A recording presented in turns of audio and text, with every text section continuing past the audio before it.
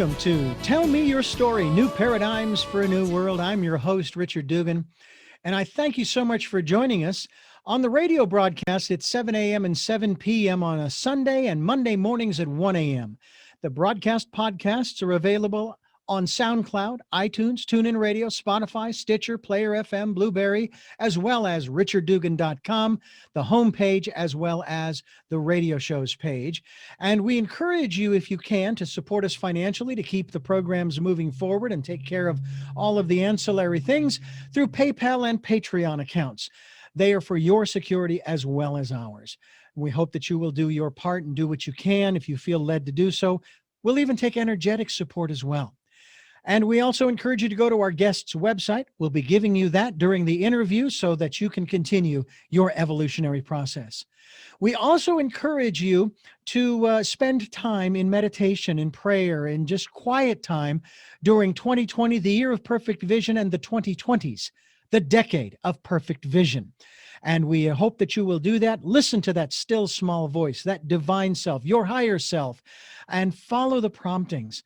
And find that still, small, quiet, peaceful place where you can just relax and get a hold of what's really important in your life. We encourage you to do that. And we also encourage you to stay tuned to Tell Me Your Story, New Paradigms for a New World. I'm Richard Dugan. Stay tuned.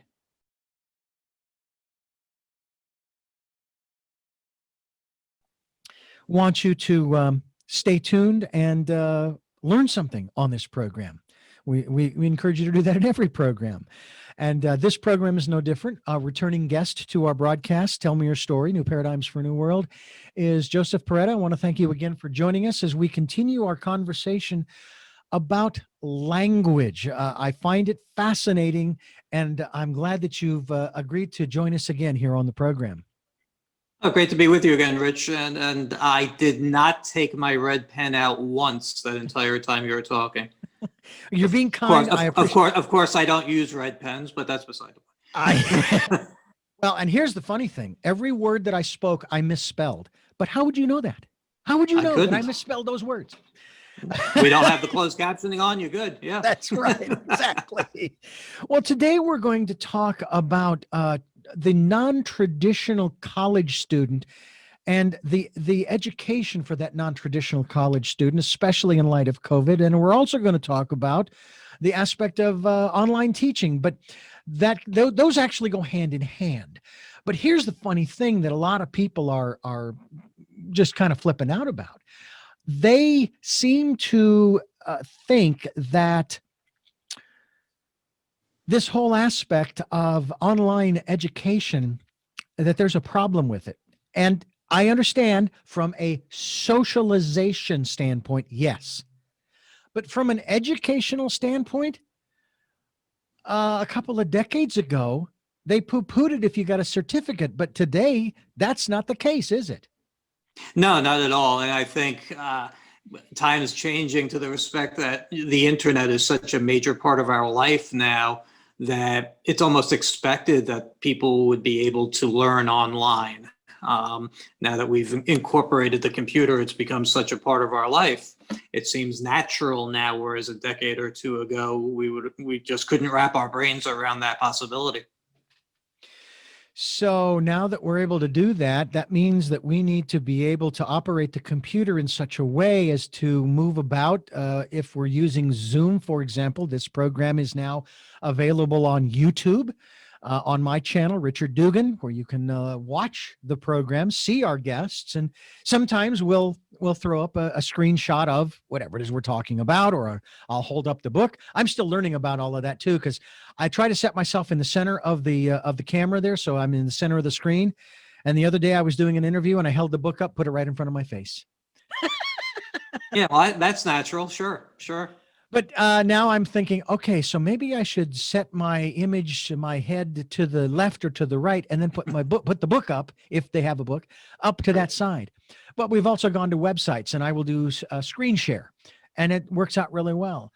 In terms of that, what do you think are some of the downsides of, aside from the socialization issue, what are some of the downsides of online education? Are there many? And what might they be? Yeah, socialization definitely is number one. This is the first full semester in 23 years of teaching that I've taught exclusively online. So I'm learning it just as much as the students are, as far as how to navigate teaching and learning online.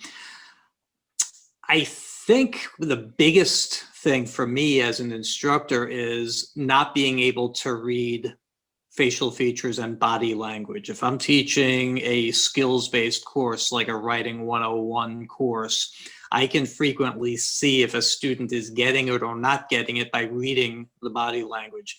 It's not as easy, if at all possible, to do online, especially if they don't have a camera and all they're doing is either watching me or listening to me. So that's probably the biggest drawback, because if students are reluctant to ask questions online, I really don't know if they're getting it until they're producing work. And you can't see that you can't see that I'm texting right now or sending emails, or I'm just not focusing. Yeah. Right. Yeah. So that on top of, reading their reactions or lack thereof, that's a challenge. That's a big thing. Yeah. Short of calling people out, and you don't want to embarrass them, or say, yeah, so and so, what do you think about this, or what, do you have a question about that? That's a challenge. I just love the being in the room with them, physically. There's no substitute for that. But thank God we have this option, because nowadays, with so many schools either closed for in-person learning or reducing the number of students that they're having on campus, that would be a major blow to our educational system. Yeah. And yet, formal, let's just say 4-year college education isn't necessarily for everyone. It's How not. does someone, and I'm not talking about the parents trying to figure out whether the kids should go to college. How does the kid decide? How does the, let's say, high school student, senior, or maybe they're taking a year off, whatever. How do they make that determination that, maybe there's a different direction that I could go that not only would save me money as far as loans, save my parents money as far as loans for a 4-year university education, but that would get me what I want in 4 or 5 years. I mean, again, that non-traditional education. Well, I think for many students, it's even sooner than their senior year of high school that they know they don't want to go to college. Mm-hmm. So time is on their side when it comes to that.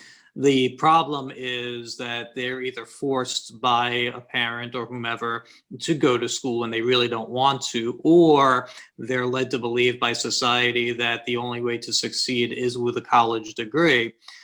So they're kind of up against the wall, even because if college isn't for them, they feel they have to. And then there's a whole other bunch of issues that go along with that. Once they get in, they don't do well. And then, that's, problem, at home and all these other areas.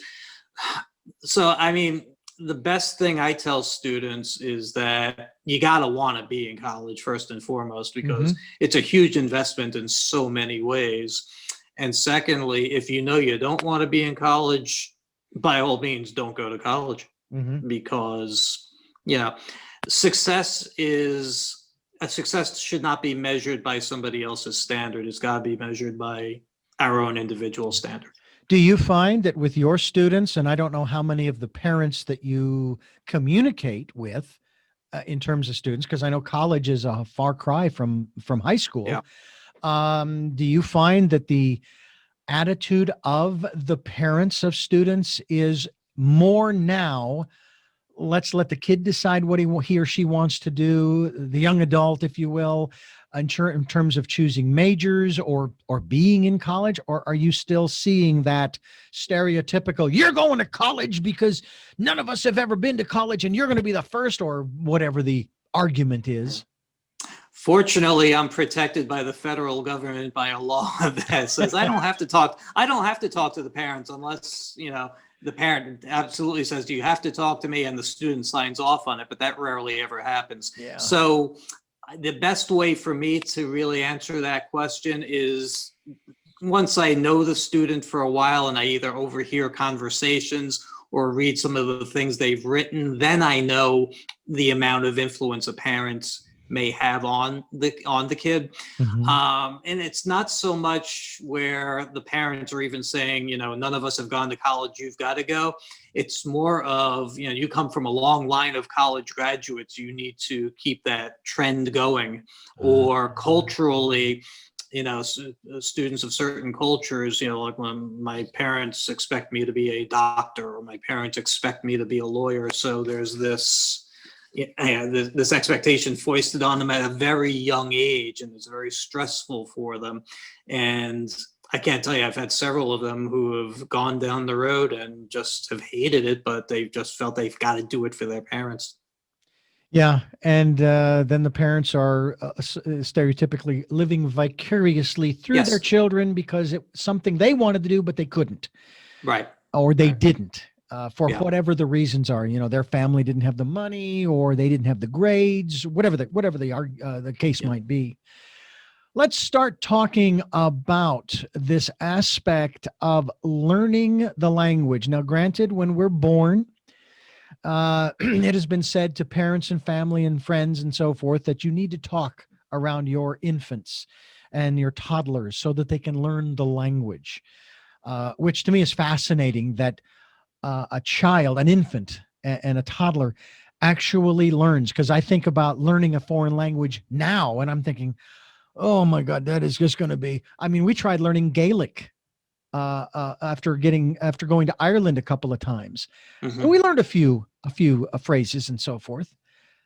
What about learning the language, not so much from family and friends and parents as infant and toddler growing up, but as far as learning the spoken word as well as the written word, because they are two different things, if I'm not mistaken, Yes. in a manner that allows you to communicate effectively with people within the society? Yeah, and as far as the teaching of the language is concerned, let me address it from that standpoint. For me, I think it is. I hate using the word easier, but I'll use that now with air quotation marks around it. I feel it's easier to teach the written word than it is the spoken word, and here's why. When you teach the written word, you are providing a structure that anybody, students or what have you, are able to incorporate into their learning, a writing process, which I call it, a step-by-step approach to getting their thoughts on paper in a syntactically correct way. Whereas when you're teaching the spoken word, you can teach the presentation of it, like in public speaking or oral communication, but it's more difficult to teach a structure in an oral sense. Mm-hmm. Part of the difficulty is that we hear the language abused so many ways when it's spoken over the course of a day that it becomes ingrained in us. So much like that little child who learns the language upon hearing it, we're no different. We hear slang or we hear misused sentences in the course of a day, and whether we realize it or not, we will frequently replicate that in our own speaking. So when you're teaching the spoken word, it's much more difficult to create a structure, because first thing you have to do is undo the wrongs and then establish the right thereafter.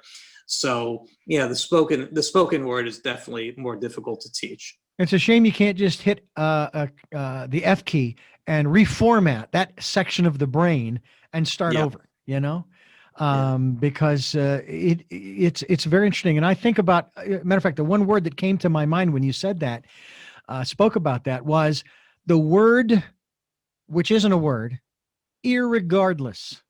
There is no such word as irregardless. Yeah. But you hear it over and over again. The only form of that word is regardless. Yes. That's it. Well, one of my pet peeves over the last few years with students with writing, and I don't know where this began, I just wish it never did. They'll say, this is based off of instead of based Uh, on. oh, yeah. And I'll say to them, any of you baseball or softball fans? And a few of them will raise their hands. Okay, you've got the base runner. Okay. When they reach, where are they? And they'll say on base. I say, yes, on base, not off base. Yeah.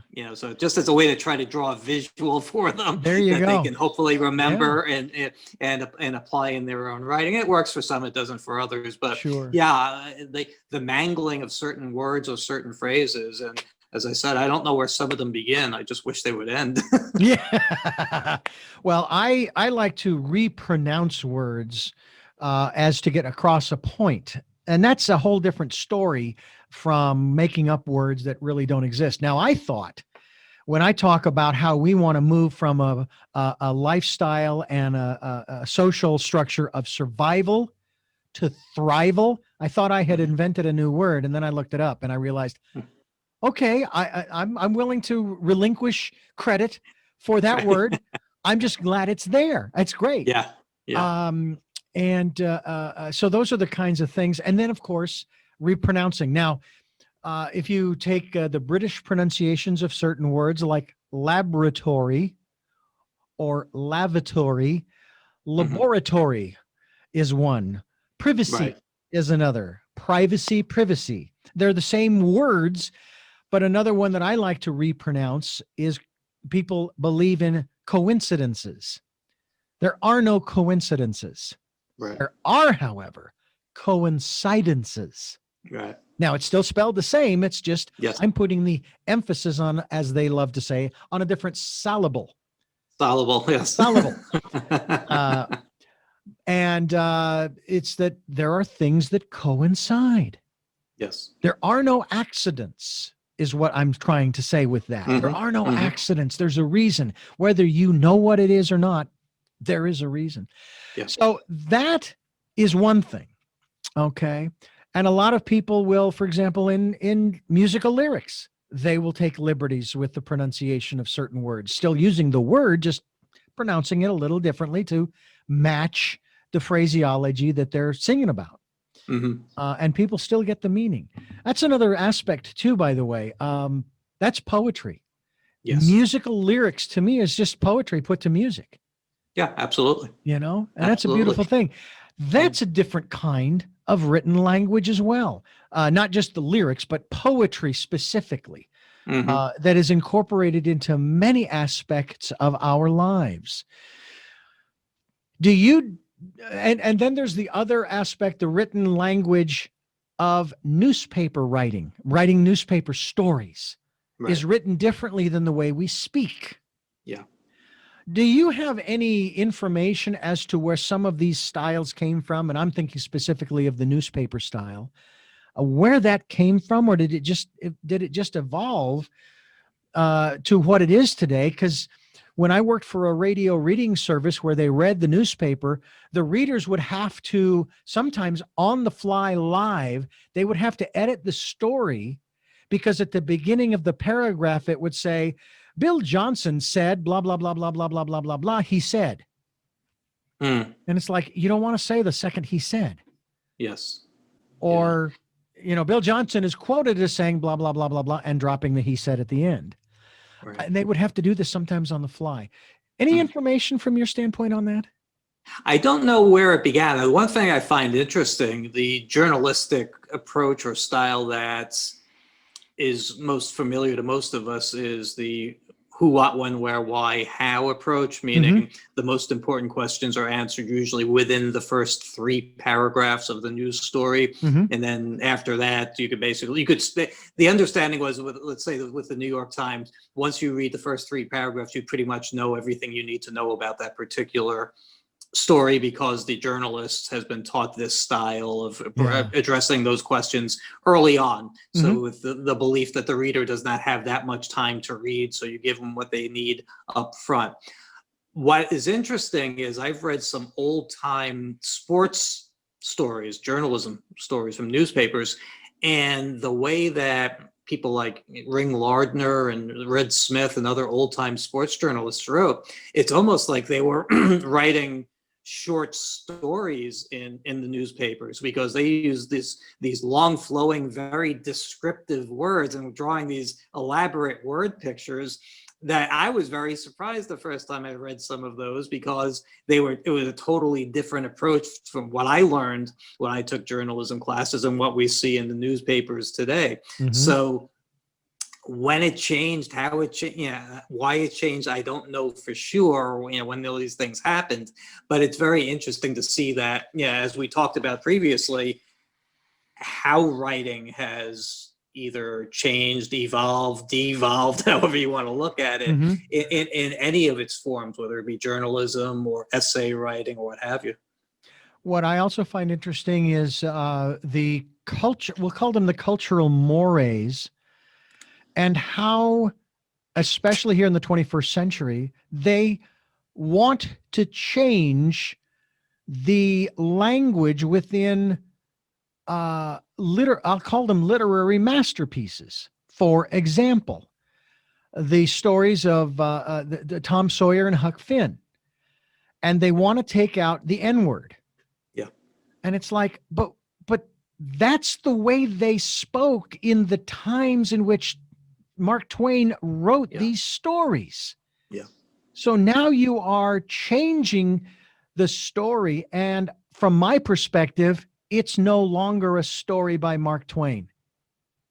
Yeah, and the one thing I tell my students when I teach literature classes is, as much as possible, put yourself back in the shoes of either the author or the people who lived at the time that he or she was writing, because you're going to see descriptions, you're going to see certain words that you're either not familiar with or you may be offended by 21st century standards, and it's fine to be offended. However, as you just said, think this was common parlance at that time, like it or not. Yeah. So we have to kind of put our own prejudices or our own displeasures behind us, or at least off to the side, while we're reading that, and keeping in mind the time frame that these things were written.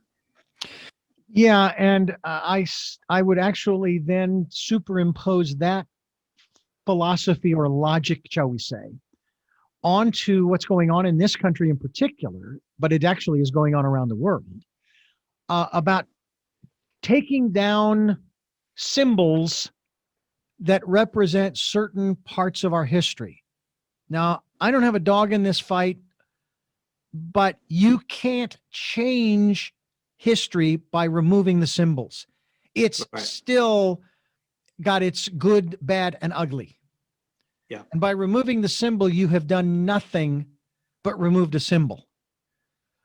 Yeah, I mean, we don't have to like what we see. We don't have to like the history, but we can't deny it. As much as we may try to, we can't deny it. And I don't have a dog in this race either. It's just, I hate to say it is what it is, but we have to, if we want to change, if we want to grow from something, we need to know what it is that we're growing from and acknowledge that it exists.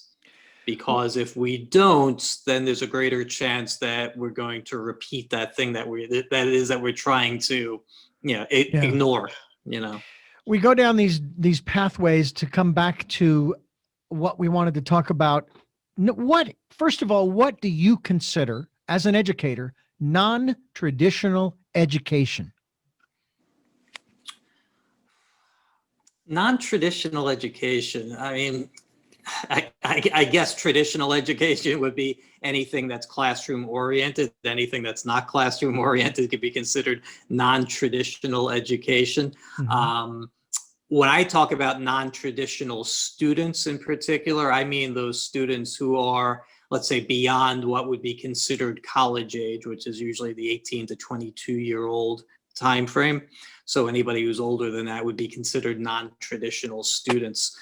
But I tend to not even like the idea or the phrase of non-traditional education, because it either sounds as though then something is informal or shouldn't be done.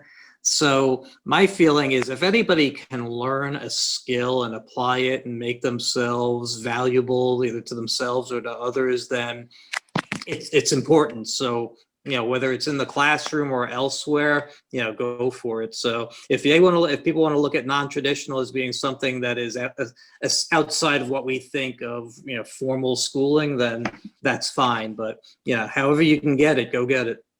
And I find it interesting the criticism given to non-traditional education by those who believe that traditional or formal education, classroom, as you say, classroom education, is the most important. It's what everybody should have, everybody needs.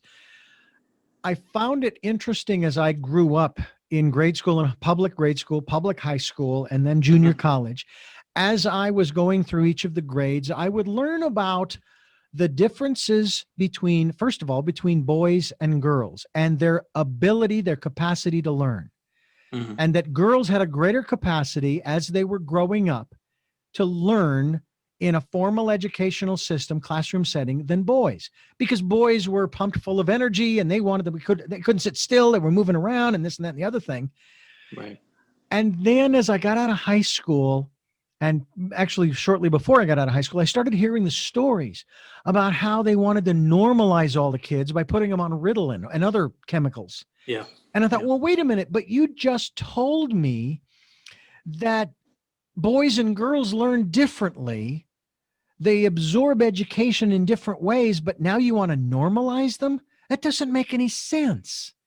It's ironic too, because Yeah. what is it that you're trying to normalize? What's natural is that we're different. So Yeah. if you're trying to group everybody together, you're destroying some people by doing that. Exactly. Then there's the next element, and that is that Joe Paretta and Richard Dugan, both males, learn differently from each other. Joe might Right. love the classroom setting. Richard might love to be out under an oak tree with the class, learning about nature and this and that and the other thing. And Right. they both are just absorbing everything they can get in their respective environments. Yeah. But Richard's in the wrong place according to society. He needs to be in the classroom, sitting down, being still, listening to the instructor. I will tell you that there was one class in high school that I took. It was a requirement, but nonetheless, it was algebra. Hmm. I loved it. Oh, it was great and partly because of the variables, but I was understanding the whole aspect of variables. And I was actually ahead. I was jumping ahead one chapter after another ahead of the rest of the class. And when my instructor, I still remember her name, Mrs. Summers, she saw that. She says, I'll tell you what, as long as you keep bringing in the homework, you don't have to come to class. Hmm. Big mistake. I started falling behind and I ended up Really? having to go Yeah. back to class. And that was okay. It was a lesson learned that I needed the Yeah. formal setting in order to continue to move forward. Yeah. And again, every individual learns differently. Do you feel as an educator that we need some kind of aptitude test? And I know this is a difficult situation that we're talking about here in terms of creating in a traditional school setting, but it just seems to me we need an aptitude test to determine how each student learns and maybe put the similar learning types, type A, B, C, D, into classroom A, B, C, D, respectively. Do you think that's a good idea, or do you think that it's better that we have a mixture in each of the classrooms? But then, of course, the teacher has to, you know, give individual and different tutelage to each of the students based upon their aptitude for learning. What are your Yeah. thoughts on that? With questions like that, I always have two answers. I have the theoretical answer and I have the practical answer. Mm-hmm. Theoretically, that sounds awesome. Yeah. Practically, I just don't think it's going to happen. Okay. And I can only really talk about this from what it is I teach and from my experience in the classroom as an instructor. When I teach skills-based courses, I make it so that at whatever level a student comes into my writing class, let's say, they have the ability and ultimately the potential to improve upon where they are at this given moment at the beginning. Because of, as I mentioned a few minutes ago, the structure that I provide and the process that they can follow. So whether somebody excels at free writing and syntax, or somebody else excels at grammar and something else, the way I present the class is inclusive to the extent that they're all going to raise their ability by the time the class ends. Mm-hmm. So separating students out based upon strengths in a class like mine wouldn't work, because my approach is such that, whatever the strengths or weaknesses happen to be coming in, they will either be improved upon or diminished, given, whatever it happens to be, by the time they're over. My concern with sort of giving the aptitude test is similar to what I experienced when I was growing up. They had, now I don't know if you experienced this when you went to public school, but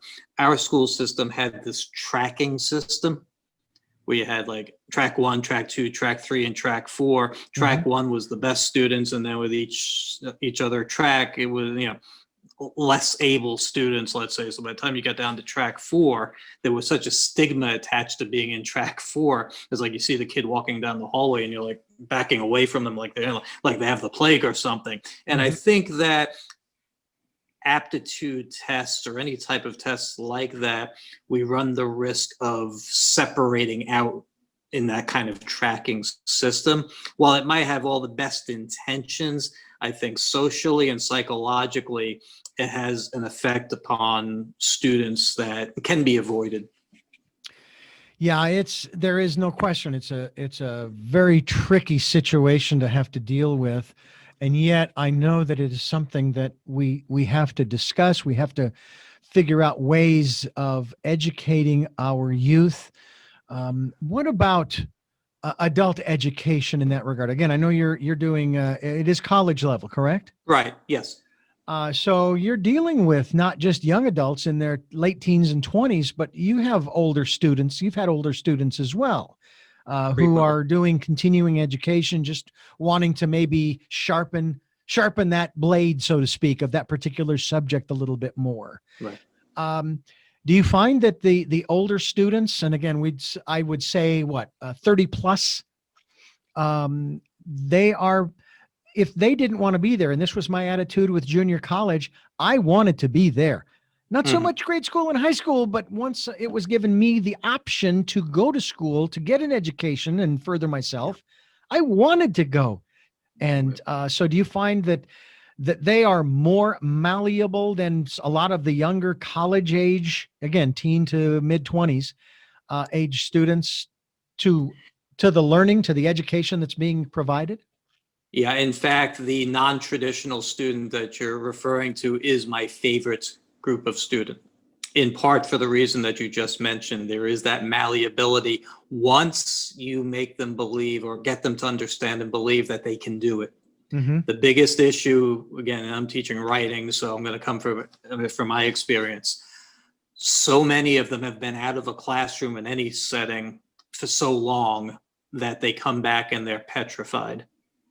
And the first thing I need to do, I think they get a little bit, they're intimidated coming in, and they know that they have to write and they have to learn the structure, and I give them the core syllabus. Now they're really intimidated. Yeah. But then once we get through that, I'm like, okay, now let's get to work. And they see that this structure that I'm providing them is working for them as long as they work it. And that's the key. I find that the older, the non-traditional students are not only more malleable, they're more willing to take the instruction and use it than the younger or more traditional age college students are. I've had so many success stories, and this isn't so much me as much as it is those students. Those non-traditional students, once they get it and they run with it. And the transformation from the beginning of the semester to the latter part of the semester, it's night and day. What are some of the techniques that you use to build that level of confidence in the non-traditional student?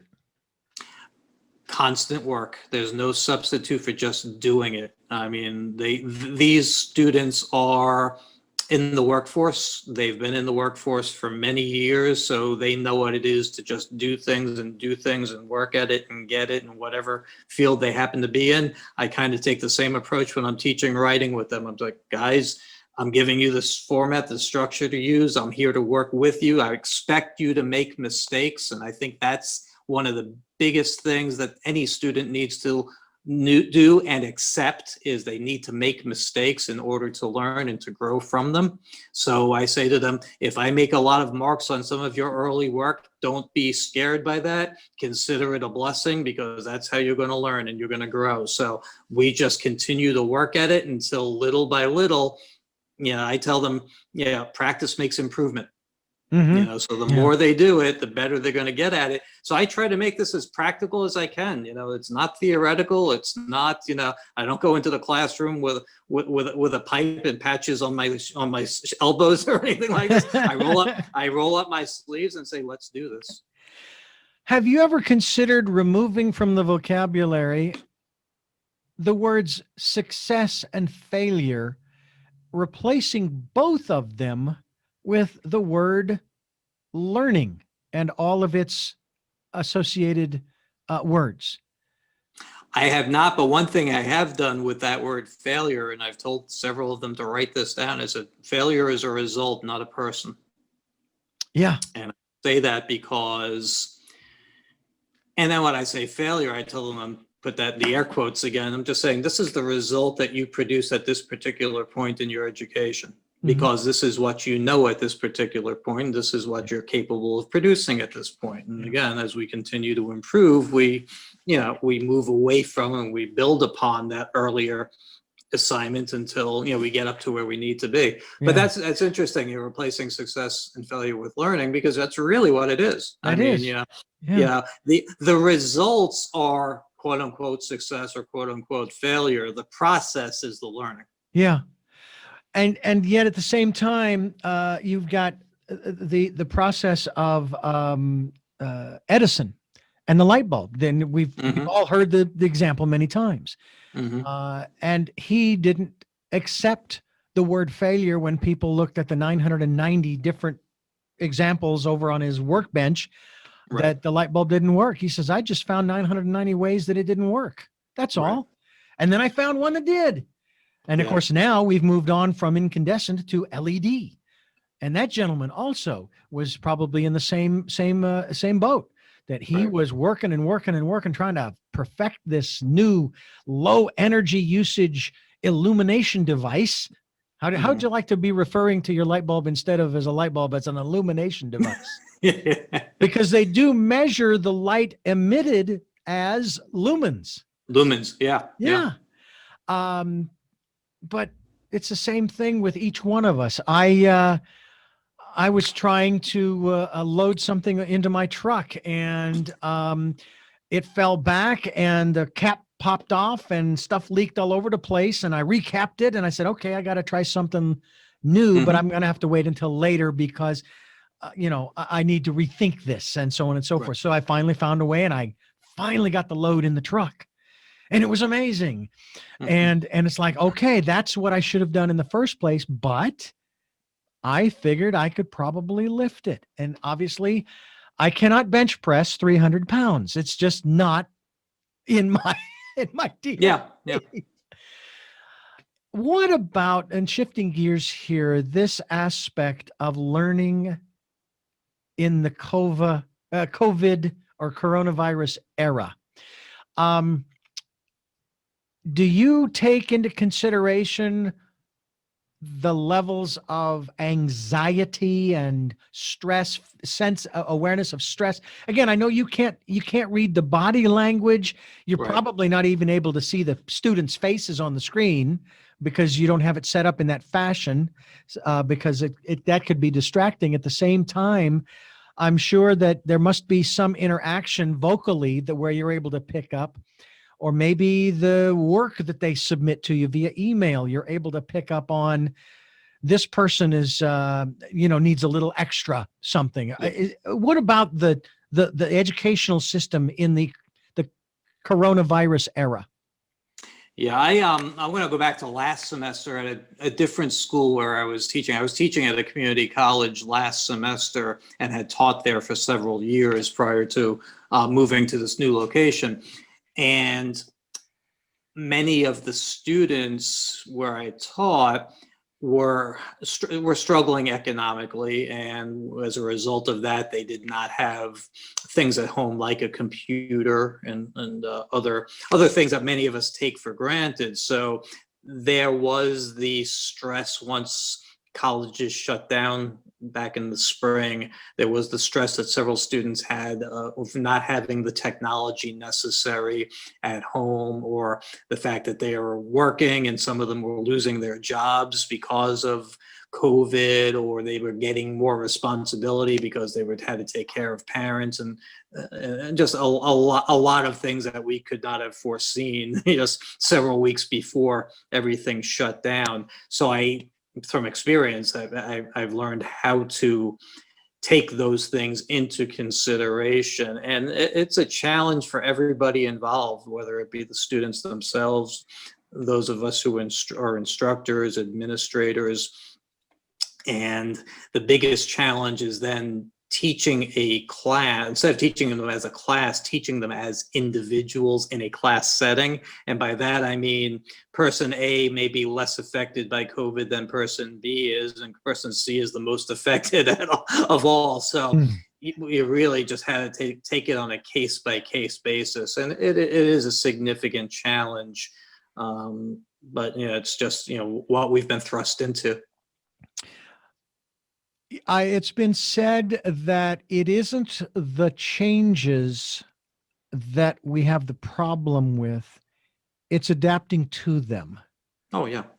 And because we can't go back, there is no going back. As REM said, the end of it's the end of the world as we know it. Mm-hmm. This is a new world, whether you like it or not. This is it. Yeah. And so now we need to find ways to embrace it, accept it, adapt to it, and not fight it. And I know a lot of people are fighting and they're wasting a lot of energy they could be using on so many other things. I know that there are people out there in the entrepreneurial world that have just gone nuts in terms of their creativity, in terms of their support of their fellow human beings, not only in this country, but around the world. It's just incredible. It's just incredible. What about the connection between students in this Corona era educational process?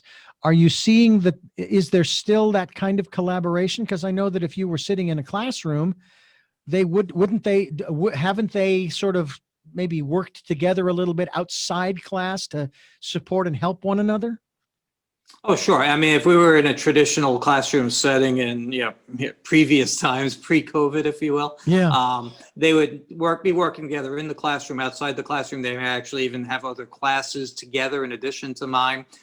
I think the one thing that is a benefit to some of the students, and now I'm talking more about the four-year college students versus the community college students, is that the four-year students are more in tune with technology. They were born into a computer age, so a lot of them knew how to use a computer from, let's say, 3 years old.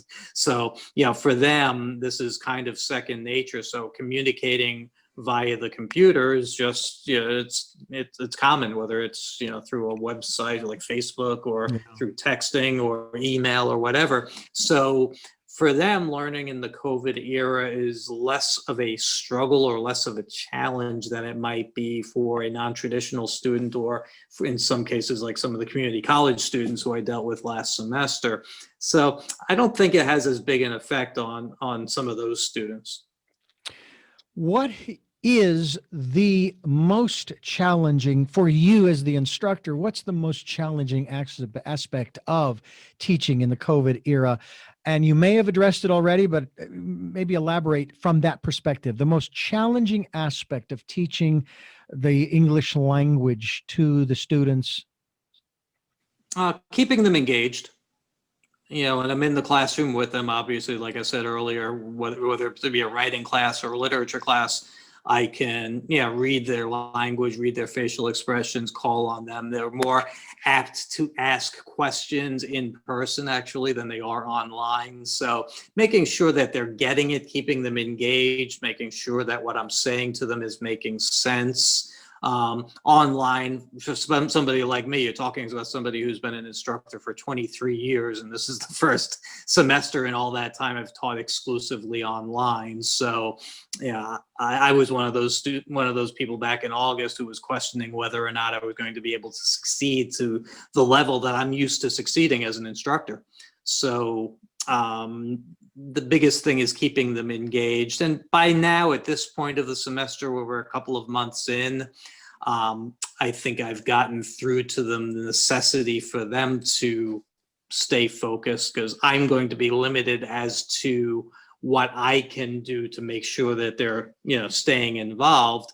The best I can do is when they submit work, if it's not up to par, I'm like, well, something is missing here in the translation or in the communication. So, if I can keep them reeled in and involved, then that's a big success for me as part of my learning, to use that word that you mentioned before. Yeah. Who bolsters you? Who supports you? Who encourages you in those times, like back in August, when you wonder, how am I going to do this? And am I going to be able to succeed and survive and accomplish the things that I want to accomplish in my life? My wife. Short and simple, and that's a good answer. Yeah, I mean, I got to tell you, over the years, we've known each other now coming up on 20 years. We've been married 16 years. She's seen me be able to do things, or believe I could do things that I couldn't think that I could do. And this is just maybe the latest example of it, because I've never been a real tech person. So just the idea of having to teach online and learning Zoom on the fly like I have, I just didn't think it was possible. And then, what if this happens, or what if that happens? And I tend not to be a negative person, but there was just so much new in such a short period of time that I'm thinking, how am I going to be able to offer the quality of education that I'm used to doing by not being in the classroom with them? And she basically said, you'll do it. You'll adapt to this just like you've adapted to everything else. And yeah. She's upstairs. She's upstairs, so I don't want to say it's too loud, but she's right. Well, I have to say that I think that our wives and sweethearts do not get enough credit for where we are. And I certainly would acknowledge my wife's input and support in everything that I do. But I also would say, too, that I am where I am today, here talking with you, Joe Paretta, English teacher. I am indebted to thousands of people over the last 40 plus years, including my parents, my siblings, my neighbors. I have received incredible comments. A matter of fact, from a neighbor who lived next door to us. He was the oldest of 9 kids. And I reconnected with one of his brothers, who connected with him saying, hey, I was in touch with Richard. Remember our old neighbor back in, in Phoenix, and so on and so forth. He says, yeah, I remember him. And he the brother forwarded on to me the text that his brother sent to him, the elder brother. And I was grateful for it, because he says, I have to say that Richard was a great lesson in disabilities, because he was out there doing everything that we were doing in spite of the fact that he couldn't see well. And that really showed me a different side to the disability. And I'm just one person with one disability, and he's impressed by the fact that he showed that people with disabilities can still do stuff that everybody else can do. And I was just, I mean, as I was saying, my most immediate influence has been my wife. But I don't think any of us gets to where we are without many mentors or motivators, inspirations over the course of our lives. Most definitely. Yeah. And it is one of those questions that I used to ask at the end of the program. Who inspires you? And of course, obviously in your case, and even in mine, it's our respective spouses. And it's it is extraordinary what you and I have both been through in our respective lives. I mean, I don't know your individual story to that degree to say, okay, our comparisons are quite similar. You could have lived my life and I could have lived yours and it would have been the same. No, Right. but we're humble enough to acknowledge that we didn't do it on our own. Yeah. But by the same token, we are also acknowledging of our fortitude, our initiative to continue to move forward when things did get difficult or challenging or stressful. And it's like, okay, I just got to hang on a little longer, and it's going to change because everything changes. And when Yeah. the change comes, I'll be ready for it, whatever it is, because at least it'll be something different. And that's kind of the way that I've pursued life, and I think that you're kind of the same way. Well, I mean, if you're a believer, I mean, in Corinthians, it says God does not give us more than we can handle. And some people believe that, some people don't. And Yeah. if you're a believer, then that's something that we have as a foundation, and Well, worth thinking about. yeah. Well, there's also that other that other saying that says that which doesn't kill you Yeah. strengthens you. Yeah. Yeah. So, either way, Right. we'll take the scripture, we'll take the wise saying either way and just keep moving forward. And I honestly believe that we're going to do this. And as I said, I've said this on many programs lately, that I believe that there are opportunities we don't even know exist yet that we're going to face and open up those doors, and we're going to see things we never thought we would see, incredible stuff. And that Well, just thrills me. Well, Richard, there's everything old is new again. When you think about it, if we could go back any number of years and think about any innovations or anything that was created or anything that mankind has done that just maybe a decade before we would have thought was impossible. So this is just another version of that. Whatever this new thing will be down the line, it's just the latest of the newest thing that we just thought it impossible to see happen. Yeah. And I'm sure that in 1918, they felt the same way, that this was one of Exactly. those impossible things, could never happen, Right. And quite honestly, if there were a meteor or an asteroid that was headed point blank towards the earth right in the center, and it was an extinction event that we didn't know about, we would still go about our everyday lives doing the things that we doing until the very end that we didn't know was coming. Sure. And there was a great movie, I'll just share this real quick with you, that I saw. The ending surprised me, and it was Steve Carell, and it was I think it was something along the lines of How to Find a Friend at the End of the World, or something of that nature. And it was fascinating how they knew the end was coming, and he went to visit his father, who he was estranged from. His father thought he was there to try to patch things up and make everything right again. He says, "Dad, I don't even want to go there.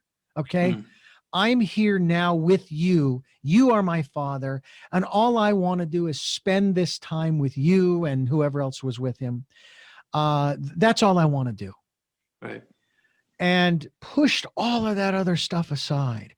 Well, whether there is or isn't, just seems to me we should be doing that, pushing all of that other stuff aside, Yeah. and sitting down and breaking bread, so to speak. It usually takes some sort of either tragedy or some major challenge to humanity for us to say something like, yeah, this really puts things into perspective. But sadly, the perspective doesn't stay sharp for very long, and we're right back into how we used to be. Exactly. Well, I want to thank you once again for sharing this time with me and our listeners here on this program. You and I met through LinkedIn. Yes. And it's been a wonderful little relationship that we've started remotely, and I'm glad that we did. I've always been fascinated by the people I have met on LinkedIn, but I've even been more fascinated as well by the many thousands of people I have met through the programmers that I produce programs for, who bring guests on of incredible caliber. I feel as Mm, though I have a PhD in eclectic studies. mhm. I mean, thousands of different subjects that probably could be codified down into maybe 15 or 20 categories, but nonetheless, and so I even compliment the hosts on a regular basis for bringing these people to this program, and elucidating on the subject matter that they are, so knowledgeable and even expert in. And I know that you're still learning about the language, but Sure. you have a certain level of expertise, and now you're sharing that with people, and you've been sharing that for you. Now you said 23 years you've been teaching, Yes. Yeah. Yeah. and has it been primarily the English language? Yeah. Writing Yeah, and literature through at the college level for about 23 years. yeah. I still get a kick out of going to English class for the first time in college and hearing 5 essays were needed to be written during the semester. And it freaked me out. And then I learned the format, the structure, the protocol. And as I learned that protocol and I started writing my essays, it was actually a lot of fun. It was the equivalent of the fun I used to have as a younger person building plastic models, Mm, spacecraft and airplanes and boats, and the list goes on. And it's just that this is a literary model. right. And if I put it together the way I've been instructed and I've been given the instructions, just like with the plastic model, Hmm. it should work. And I think that I did pretty well. So I Yes. was thrilled about that experience. And Yes. there's a part of me that just feels like, boy, I would love to go back again, to go back to school, maybe take a course here or there, and maybe Yeah. that'll open up too. And Yeah. we'll see what happens. But Oh, again, yeah, programs like yours, Richard, are the ideal example of the non-traditional education that you were talking about before, because not only you are learning from the guests that you have, but obviously your listeners are learning as well. So you've got an on-the-air classroom, if you will. I'll get a chalkboard behind me next time. Yeah. And I'll get a physics equation back there and say, can you solve that equation back there, folks? If you Right. can, you win a brand new car. No. Anyway, Yeah. thank you so much for joining us. I want to remind our listeners this program is on Sundays at 7 a.m. and 7 p.m. on this fine station, and 1 a.m. On Monday mornings, as well as the podcasts on SoundCloud, iTunes, TuneIn Radio, Spotify, Stitcher, Player FM, Blueberry, as well as richarddugan.com, the homepage, as well as the radio shows page. You can also go to the missions page of richarddugan.com, where you'll see a couple of links at the bottom of the description of what we're all about, where if you like what we're doing and you'd like to support us financially, we would greatly appreciate that. So they're there for our security as well as yours. And we thank you for supporting us in that way financially. We also hope that you will check out the work of Joe Paretta on LinkedIn. He has information there, I'm sure, as well, and give you referral information on where you can continue your language education. And again, Joe, I want to thank you so much for being with us. And I probably asked you these questions at the end of the last program we did, but I always like to ask them again, only because the answers could be different today. Because since we last talked, you've been living and breathing and growing and learning and experiencing. And, so first question is, who is Joe Paretta? Joe Paretta is a motivator. He is an instructor, and he's somebody who wants to help people improve their lives one day at a time. What is it that you hope to or want to achieve through the work that you are doing now? Help people to develop a can-do attitude when previously they thought that they couldn't. And finally, what is your life's purpose? My life's purpose is to help people succeed. Joe Paretta, again, thank you so much for being with us. And my thanks to your wife as well for her supporting you in your endeavors and giving us this much time here on the program. Thanks, Richard. We'll talk again soon. Absolutely. I'm Richard Dugan. You've been listening to Tell Me Your Story, New Paradigms for a New World.